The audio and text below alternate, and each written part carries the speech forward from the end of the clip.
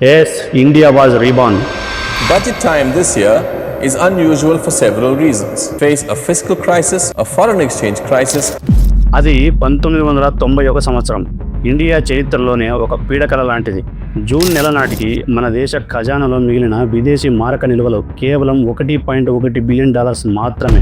సరిగ్గా అంచనా వేస్తే ఈ డబ్బుతో మన దేశం కేవలం 14 రోజులకు మాత్రమే విదేశాల నుంచి పెట్రోల్ అండ్ మందులు దిగుమతి చేసుకోగలదు. 15వ రోజు దేశంలోకి ఒక్క చుక్క డీజిల్ రాదు. రవాణా వ్యవస్థ ఆగిపోయి దేశం మొత్తం చీకట్లో కూరుకుపోతుంది. ఆ టైంలో సామాన్యుడి నడ్డి విరుస్తూ నిత్యావసరాల సరుకుల ధరలు పెరిగిపోయి ఇన్ఫ్లేషన్ రేట్ ఏకంగా 16.7% చేరుకుంది. అప్పులు తీర్చలేని పరిస్థితిలో పడిపోయిన ఇండియాకు రేటింగ్ ఏజెన్సీస్ ఏకంగా జంక్ కేటగిరీలో పడేశాయి. దేశం పరువు కాపాడుకోవడానికి ఇండియా దగ్గర ఉన్న 67 టన్నుల బంగారాన్ని అత్యంత రహస్యంగా చార్టర్డ్ విమానంలో లండన్కు అండ్ స్విట్జర్లాండ్కు తరలించి తాకట్టు పెట్టాల్సి వచ్చింది. అంతేకాదు లండన్లోని బ్యాంక్ ఆఫ్ ఇంగ్లాండ్ అధికారులు మన బంగారాన్ని చూసి ఒక ఘోరమైన అవమానం చేశారు. మీ ఇండియా బంగారం స్వచ్ఛంగా ఉండదు, దీన్ని కరిగించి బిస్కెట్ల రూపంలో ఇస్తేనే అప్పు ఇస్తామని ఒక సావరిన్ కంట్రీని ముఖం మీదే అవమానించింది. కానీ 1991లో దివాలా అంచనా నిలబడి ప్రపంచం ముందు అవమానించబడిన ఒక దేశం ఈరోజు $1 ట్రిలియన్ ఆర్థిక వ్యవస్థగా ఎలా ఎదిగింది? కేవలం $1.1 బిలియన్ రిజర్వ్స్ ఉన్న స్థాయి నుంచి ప్రపంచాన్నే శాసించే స్థాయికి ఒక దేశం మళ్ళీ ఎలా పుట్టింది? ఈ అద్భుతమైన మార్పు వెనుక ఉన్నది కేవలం ఇద్దరే నాయకులే. అందులో ముఖ్యులు పివి నరసింహారావు గారు, రెండో ఆయన డాక్టర్ మన్మోహన్ సింగ్ గారు. వీళ్ళిద్దరూ కలిసి వేసిన ఆర్థిక వ్యూహాలే ఈనాటి మన ఆధునిక భారతదేశం. అసలు వాళ్ళు ఏం చేశారు అనేది అంకెలతో సహా మాట్లాడుతున్నాం. Because of this protected market, the Indian people were being given shoddy goods and services. 12 to 24 months and about 50 visits to Delhi. Get a license to India. Every license, every permit was procured by corrupt means. అసలు కోట్లాది మంది యువత and అపారమైన వనరులు ఉన్న మన దేశం ఎందుకు ఈ దారుణమైన పరిస్థితికి వచ్చింది? దీనికి ప్రధాన కారణం మనం 40 ఏళ్ల పాటు అనుసరించిన తప్పుడు ఆర్థిక విధానాలే. 1950ల నుంచి ఇండియా ఒక క్లోజ్డ్ ఎకానమీగా, అంటే బయట దేశాల నుంచి ఏమీ కొనుక్కోకుండా అన్ని దేశం లోపలే తయారు చేసుకోవాలి అనే విధానాన్ని అనుసరించింది. దీనివల్ల దేశంలో భయంకరమైన లైసెన్స్ రాజ్ వ్యవస్థ పుట్టుకొచ్చింది. ఎవరైనా ఒక చిన్న ఫ్యాక్టరీ పెట్టాలన్నా ఢిల్లీలోని అధికారుల చుట్టూ సంవత్సరాల తరబడి పడిగాపులు కాయాల్సిందే. 12 to 24 months and about 50 visits to Delhi to get a license. రోజుకు ఎన్ని వస్తువులు తయారు చేయాలో, దాన్ని ఎంత ధరకు అమ్మాలో కూడా గవర్నమెంటే డిసైడ్ చేసేది. దీనివల్ల కొత్త వ్యాపారాలు ఎదగక 1950 నుంచి 1980 వరకు మన దేశ సగటు జీడిపి వృద్ధి రేటు కేవలం 3.5% పరిమితమైంది. ప్రపంచ ఆర్థికవేత్తలు మన దేశాన్ని చూసి దీన్ని హిందూ వృద్ధి రేటు అని వెక్కిరించేవాళ్ళు. సరిగ్గా అదే టైంలో మనకంటే చాలా చిన్న దేశాలైన సౌత్ కొరియా అండ్ తైవాన్లు 8 నుంచి 10% వృద్ధి రేటు నమోదు చేస్తున్నాయి. విదేశీ వస్తువులు దేశంలోకి రాకుండా అడ్డుకోవడానికి ప్రభుత్వం ఏకంగా 300% వరకు ఇంపోర్ట్ డ్యూటీ లేదా కస్టమ్ ట్యాక్సులు పెంచేసింది. దీనివల్ల మన దేశంలోని కంపెనీలకు బయట ప్రపంచం నుంచి ఎలాంటి పోటీ లేకుండా పోయి నాణ్యత లేని వస్తువులను ఇష్టం వచ్చిన ధరకు అమ్మడం మొదలుపెట్టారు. ఒక సామాన్యుడు స్కూటర్ కొనాలన్నా లేదా ఇంట్లో టెలిఫోన్ కనెక్షన్ కావాలన్నా 10 సంవత్సరాల పాటు వెయిటింగ్ లిస్ట్లో ఉండాల్సిన దారుణమైన పరిస్థితి ఉండేది. చాలా వ్యాపారాల్ని కేవలం ప్రభుత్వమే స్వయంగా నడిపించడం వల్ల విపరీతమైన నష్టాలు వచ్చాయి. ఈ నష్టాలను పూడ్చడానికి ప్రభుత్వం రిజర్వ్ బ్యాంక్ ద్వారా కొత్త కరెన్సీ నోట్లను విపరీతంగా ముద్రించడంతో డబ్బు విలువ పడిపోయి ధరలు మండిపోయాయి. 1991 నాటికి ప్రభుత్వం తన ఆదాయం కంటే విపరీతంగా ఖర్చు చేయడంతో మన ద్రవ్యలోటు లేదా ఫిజికల్ డెఫిసిట్ జీడిపిలో 8.4% అమాంతం పెరిగిపోయింది. సరిగ్గా ఇలాంటి టైంలో 1990లో జరిగిన గల్ఫ్ యుద్ధము ఇండియాను నేరుగా అగాధంలోకి నెట్టిందని చెప్పాలి. ఇంటర్నేషనల్ మార్కెట్లో పెట్రోల్ రేటు బ్యారెల్కు $15 నుంచి ఒక్కసారిగా $35 పెరగడంతో మన డాలర్ల ఖర్చు రెట్టింపోయింది. గల్ఫ్ దేశాల్లో పనిచేస్తున్న లక్షలాది మంది ఇండియన్స్ ప్రాణభయంతో వెనక్కి రావడంతో వాళ్ళు పంపించే రెమిటెన్సెస్ పూర్తిగా ఆగిపోయాయి. అదే టైంలో సోవియట్ యూనియన్ ముక్కలైపోవడంతో మన ఎక్స్పోర్ట్స్కు ఉన్న అతిపెద్ద ఉచిత మార్కెట్ ఒక్కసారిగా మూసుకుపోయింది. దేశ ఆర్థిక వ్యవస్థ కుప్పకూలిపోతుంటే ఢిల్లీలో పివి సింగ్ అండ్ చంద్రశేఖర్ లాంటి నాయకుల ప్రభుత్వాలు కనీసం ఏడాది తిరగకుండానే పడిపోయాయి. జూన్ 1991లో కాంగ్రెస్ పార్టీలో ఎవరూ పెద్దగా పట్టించుకుని 70 ఏళ్ల వృద్ధ నాయకుడికి ప్రధానమంత్రి పదవి అప్పగించారు.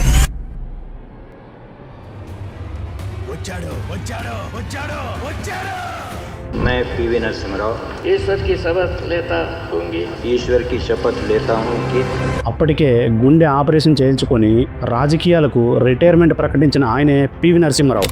ఆయన ఎక్కువ కాలం పదవిలో ఉండలేరని అందరూ నమ్మారు. కానీ ఆయన ఇండియా పొలిటికల్ చరిత్రలోనే అతిపెద్ద చాణక్యుడని వాళ్ళకు అప్పటికి తెలియదు. those problems with determination and single-mindedness. We will ensure that the unity and integrity of the country are safeguarded. ప్రధానిగా బాధ్యతలు తీసుకున్న వెంటనే పివి నరసింహారావు గారు దేశాన్ని కాపాడాలంటే ఒక ప్రపంచ స్థాయి ఆర్థిక నిపుణుడు కావాలని డాక్టర్ మన్మోహన్ సింగ్ గారిని ఏరుకోరి మరి ఆర్థిక మంత్రిగా నియమించుకున్నారు. వారిద్దరి మధ్య జరిగిన సమావేశంలో దేశం మునిగిపోవడానికి సిద్ధంగా ఉందని, కఠినమైన నిర్ణయాలు తీసుకోకపోతే నాశనం అవుతామని మన్మోహన్ సింగ్ గారు నిక్కచ్చిగా చెప్పారు. అప్పుడు పివి నరసింహారావు గారు దేశ ఆర్థిక వ్యవస్థకు ఆపరేషన్ చేసే పూర్తి బాధ్యతను మన్మోహన్ సింగ్ గారికి అప్పగించారు. రాజకీయ దెబ్బలను నేను ఒక షీల్డ్లాగా కాసుకుంటానని మాటిచ్చారు. ఇంటర్నేషనల్ మానిటరీ ఫండ్ మనకు అప్పివ్వడానికి కొన్ని కఠినమైన షరతులు విధించింది. కానీ పివి గారు, మన్మోహన్ సింగ్ గారు ఈ సంక్షోభాన్ని ఒక అద్భుతమైన అవకాశంగా మార్చుకొని IMF అడిగిన దానికంటే ఎక్కువ మార్పులు చేశారు. July 1, 1991 reserve bank of India మన కరెన్సీ విలువను కావాలనే 9% తగ్గించింది. ఆ వెంటనే జూలై 3న మళ్ళీ ఇంకో 13% తగ్గించడంతో డాలర్తో పోలిస్తే రూపాయి విలువ 2 రోజుల్లోనే దాదాపు 19% పడిపోయింది. దీనివల్ల అంతర్జాతీయ మార్కెట్లో మన వస్తువులు చౌకగా మారి ఎగుమతులు పెరుగుతాయి అనేది దీని వెనుక అసలైన వ్యూహం. కానీ ఈ విషయం బయటకు తెలియగానే దేశంలో అగ్నిపర్వతం బద్దలయ్యి అమెరికాకు అమ్ముడుపోయారు అని ప్రతిపక్షాలు పార్లమెంట్లో గొడవ చేశాయి.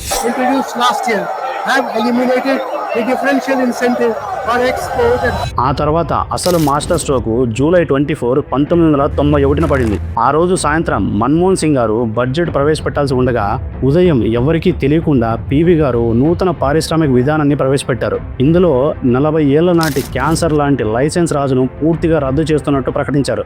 కేవలం 18 కీలక రంగాల మినహా మిగతా దేనికైనా ప్రభుత్వ అనుమతి అవసరం లేదని తేల్చేశారు.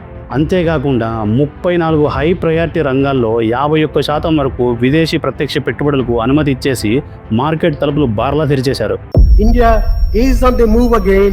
We shall make the future happen. అందరి దృష్టి సాయంత్రం వచ్చే బడ్జెట్ మీద ఉండడంతో ఈ చారిత్రాత్మక నిర్ణయం పెద్ద గొడవ లేకుండానే పాస్ అయిపోయింది. సాయంత్రం బడ్జెట్ ప్రసంగంలో మన్మోహన్ సింగ్ గారు ఎరువులు అండ్ చక్కెరపై ఇస్తున్న భారీ సబ్సిడీలను నిర్దాక్షిణ్యంగా కట్ చేశారు. ఆ బడ్జెట్ స్పీచ్ చివరిలో ఆయన ఒక ఐడియాకి సరైన టైం వచ్చినప్పుడు దాన్ని ఏ శక్తి ఆపలేదు అని విక్టర్ హ్యూగో మాటలను కోట్ చేస్తూ భారతదేశం గ్లోబల్ పవర్గా మారుతుందని గర్జించారు. The social and economic transformation of India had to take place in the framework of an open society. కానీ ఈ మార్పులను వ్యతిరేకిస్తూ దేశవ్యాప్తంగా కార్మిక సంఘాలు రోడ్లెక్కి భారీగా బందులు చేశాయి. దేశంలోని టాప్ ఇండస్ట్రియలిస్టులు అంతా ఏకమై బొంబాయి క్లబ్గా ఏర్పడి విదేశీ కంపెనీస్ వస్తే మేము నాశనం అవుతామని బెదిరించారు. సొంత పార్టీ నాయకులు సైతం సోషలిజాన్ని కూని చేస్తున్నామని పివి గారిని పదవి నుంచి దించడానికి కుట్రలు పన్నారు. అప్పుడు పివి నరసింహారావు గారు ఎంతో ప్రశాంతంగా మనం ఇది కావాలని చేయడం లేదు, IMF వాళ్ళు పెట్టిన కండిషన్లు ఇవి, లేకపోతే దేశం డిఫాల్ట్ అవుతుందని వాస్తవాన్ని అంకెల రూపంలో చెప్పారు. మైనారిటీ గవర్నమెంట్లో ఉన్నప్పటికీ దెర్ ఈజ్ నో ఆల్టర్నేటివ్ వ్యూహంతో అత్యంత ఓపికగా సంస్కరణను ముందుకు తీసుకెళ్లారు. ఈ ఇద్దరు నాయకులు చేసిన ఫైనాన్షియల్ సర్జరీకి ప్రతిఫలం డేటా రూపంలో 2 ఏళ్ల వ్యవధిలోనే ప్రపంచం కళ్ళ ముందు కనిపించింది.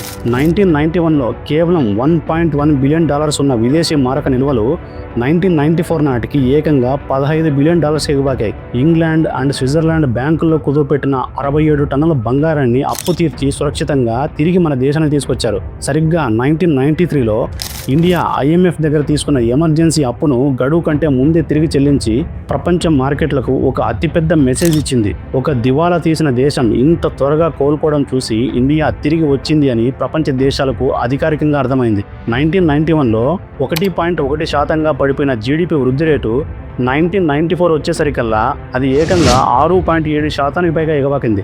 సామాన్యుడిని భయపెట్టిన 16.7% ద్రవ్యోల్బణం 4 ఏళ్లలో సింగిల్ డిజిట్కు అంటే 8% పడిపోయి స్థిరపడింది. విదేశీ ప్రత్యక్ష పెట్టుబడులు దేశంలోకి వరదలా వచ్చి IT, టెలికాం, ఆటోమొబైల్ రంగాలను దేశంలో ఒక మహా విప్లవాన్ని క్రియేట్ చేశాయి. మార్కెట్లో విపరీతమైన పోటీ పెరగడంతో ఉత్పత్తి ఖర్చులు తగ్గి వస్తువుల నాణ్యత పెరిగి మధ్యతరగతి ప్రజల జీవితాలు పూర్తిగా మారిపోయాయి. గంటల తరబడి రేషన్ క్యూస్లో నిలబడే పరిస్థితి నుంచి ఆన్లైన్లో ఏ వస్తువైనా ఇంటికి వచ్చే స్థాయికి దేశం ఎదిగింది.